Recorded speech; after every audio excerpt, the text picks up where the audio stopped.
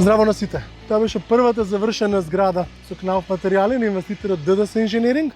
Ова е втората, а позади ова се третата, четвртата, петата, шестата. Добродојавте во новата епизода на видеоблогот на Кнауф Македонија. Денеска сме, како што реков, во вториот објект на ДДС Инженеринг, да пречекува фасадата што изведува Зоник градба, внатре не чекуваат системите кои што ги изведува Партнер дизајн, а влогот го посветуваме на проблемите со звучната изолација во стамбената архитектура.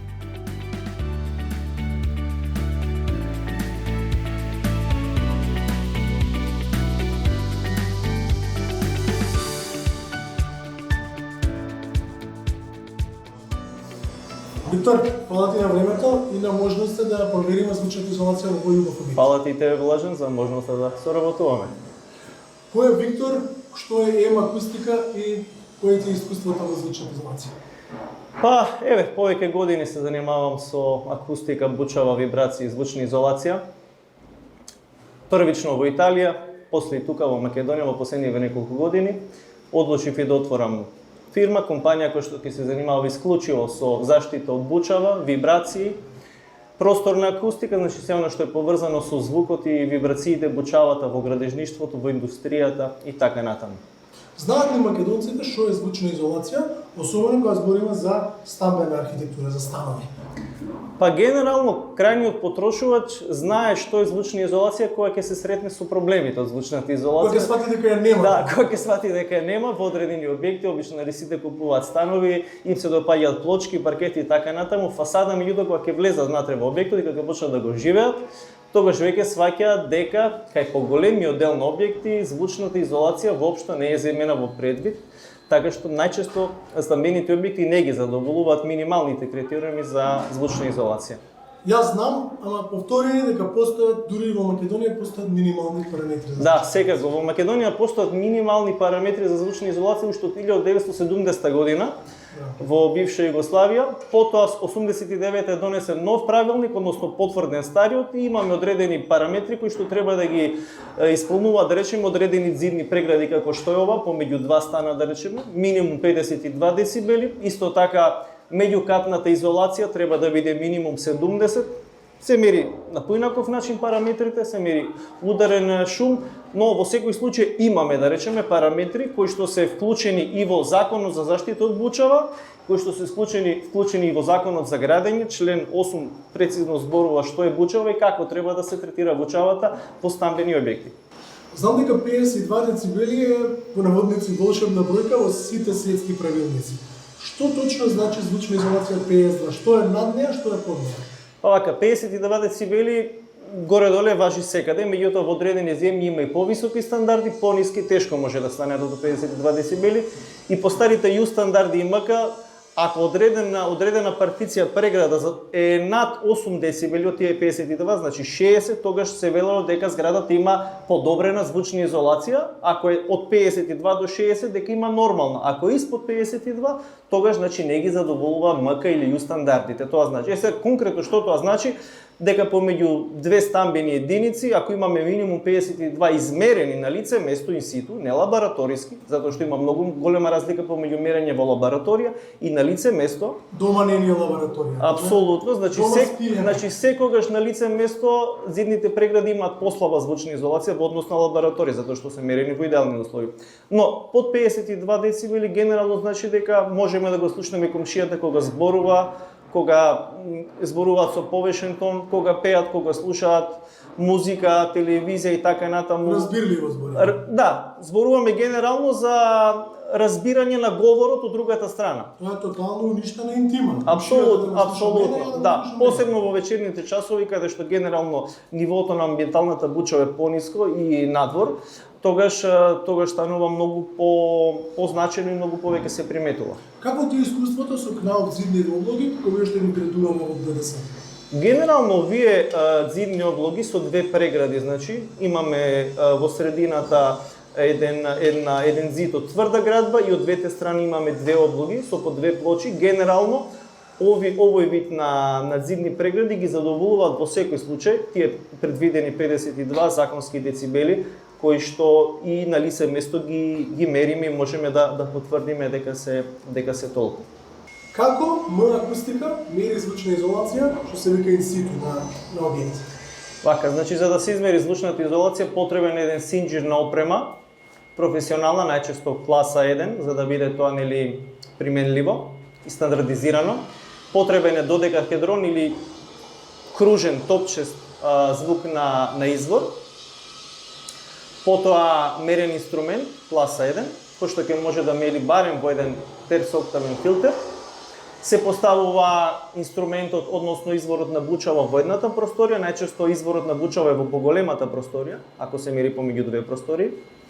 Се поставува изворот на бучава, се мери бучавата при уклучен извор, потоа се мери и во другата просторија, односно во приемникот. Во приемникот се мери нивото на амбиенталната бучава или бучевата што имаме во позадина, потоа се мери времето на реверберација во собата каде што го мериме звукот, приемникот, и потоа го мериме нивото на измерената бучава која што емитира другата просторија.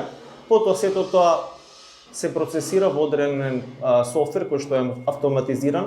Тоа е исто добра работа за да може да се намали човечкиот фактор како грешка.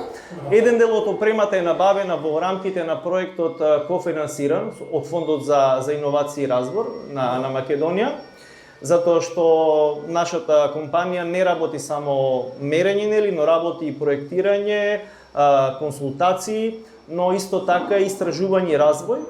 Еден дел од мерната опрема која што ја користиме овде на лице место е набавена со поддршка од Фондот за иновации.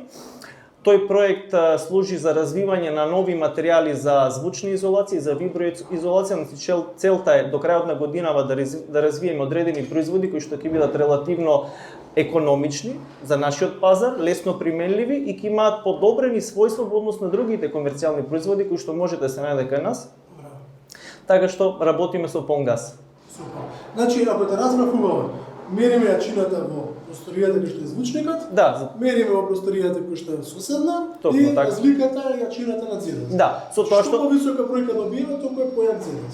Токму така, со тоа што нормално постои процедура на нормализација која што зависи од времето на реверберација во приемната соба или да речеме во однос на зидната преграда која што е стандардизирано по стандарди ISO 16283 или 717. Зидната преграда се смета стандардизирана за 10 метри квадратни, па на тој начин се прави автоматска нормализација помеѓу едното и другото ниво и се добива бројка стандардизирана за да може да се спореди овде, во Африка, во Америка, било каде, да имаме стандардизирана бројка која што ќе покаже колку таа зидна преграда или меѓукатна конструкција изолира. Тоа сакам да кажам, значи, чим сме на ISO стандарди, значи мерењето овде и мерењето во Америка и во Апсолутно. Европа, било каде и во Да, Азија. иако во Америка да речеме користат поинаков стандард, но добиените вредности кога се прават лабораториски споредби се плюс минус 1 децибел разлика, така што тука некаде сме на ниво на цел свет. Значи, Исто и американски. преубава зграда измериме 55, 6, 7 децибели. Да. Некоја претпоставка толку треба да измериме. Значи тоа ќе биде А класа на домување и во Америка, и во Шведска, и во Германија. Па генерално да, иако секоја земја да речеме има своји правилници, што значи класа А, класа Б, класа С. Во Македонија тоа не постои, но да речеме ако измериме над 60 децибели, тоа значи дека зградата има повишена звучна изолација, тогаш се рангира како зграда со подобрена звучна изолација.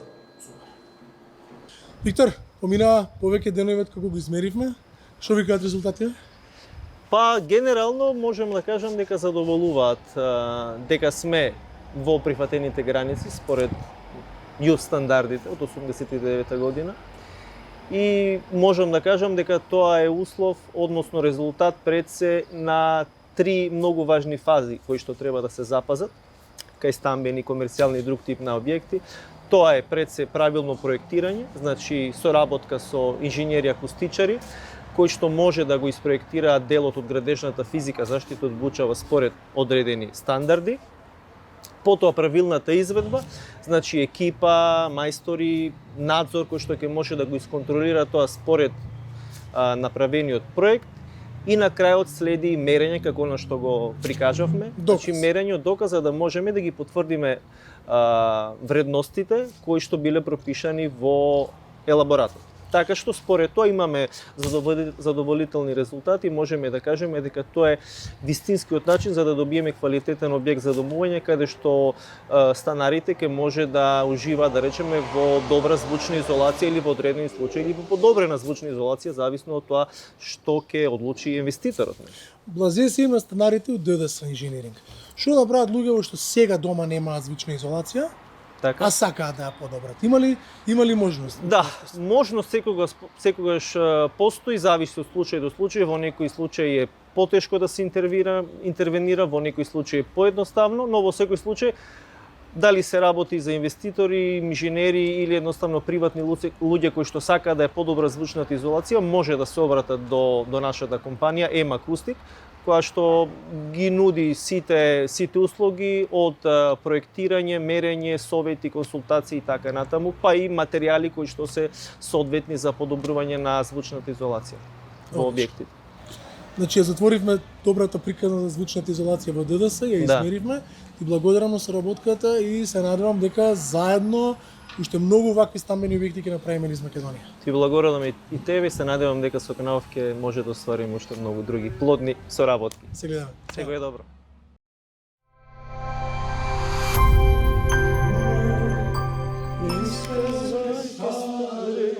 Твоје песма моја, песма моје драге, нек нас увек прате, с песмеруј на вина, осам тамбураша, с Петро Гварадина.